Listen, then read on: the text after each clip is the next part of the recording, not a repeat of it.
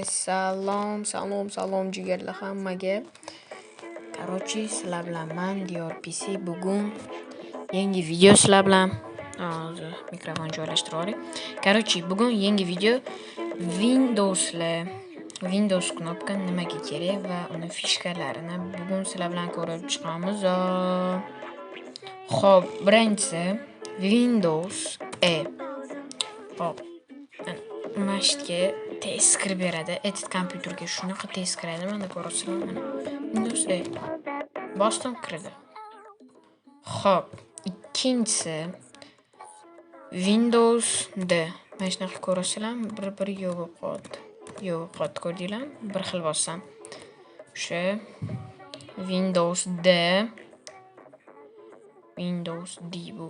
Xo'p, короче, uchinchisi Windows L, bu blokirovka tushiradi, kompyuterni qulfga soladi. Uni nima ko'rsata olmayman. Xo'p, to'rtinchisi Windows R. Mana shunaqa joy, bo'tga temp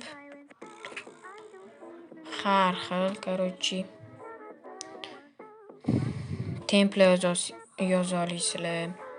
Xo'p, oxirida o'sha cmd komandaga men sizlarga aniq ko'rsataman. Bitta kod. Xo'p, Windows Shift S. Mana shunaqasi rasmga olsanglar bo'ladi. Tik. Mana belgilagan joyim rasmga oldi jigarlar. Mana rasmga oldi, ko'rib turganingizdek. Xo'p.